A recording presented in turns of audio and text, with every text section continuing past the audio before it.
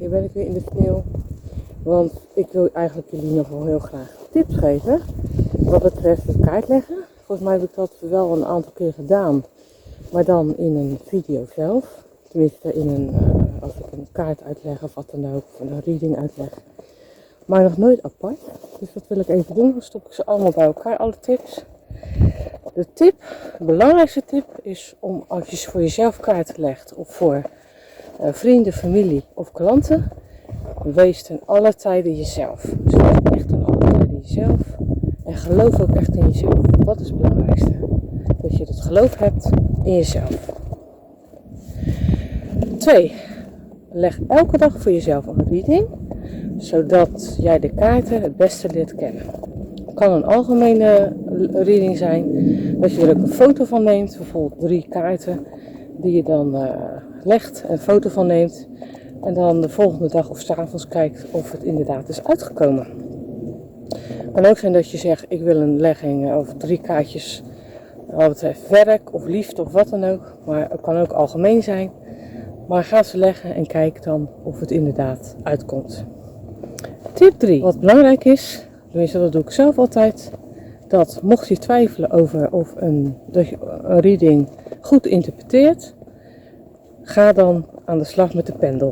Het kan best wel eens zijn dat bijvoorbeeld een klant niet vertelt dat ze eigenlijk in een relatie zit. Waarvan de man ook nog in een andere relatie zit. Of dat zij zelf nog in een relatie zit. En dat je denkt, hé, er ligt een heer bij. Of wat dan ook. Of de muscleman ligt erbij. Maar hoe kan dat nou? Waarom ligt die gewone heer er niet bij? Nou, dan is het belangrijk om voor jezelf ook inderdaad de pendel te gebruiken. Tip 4. Maak sowieso gebruik van je gidsen als je daarmee samenwerkt. Die engelen, een nieuwe cursus die je gaat doen om de kaarten nog beter te begrijpen.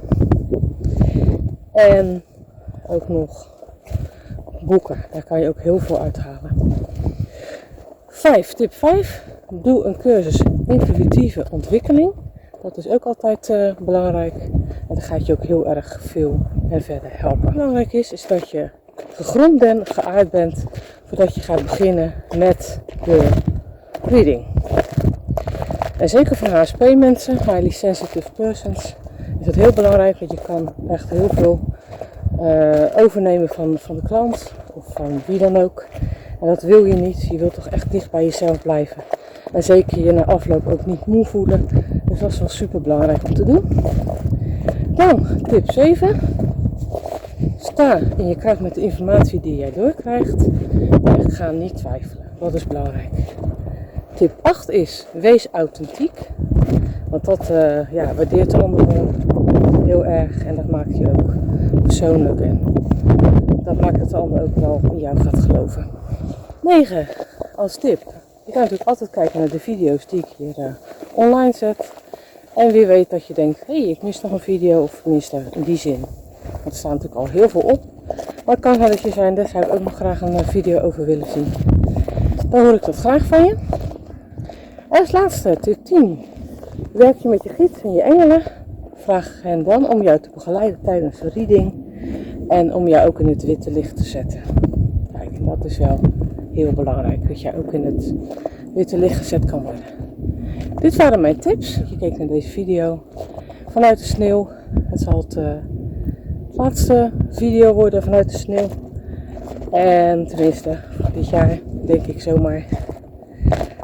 En ik zou zeggen tot ziens weer.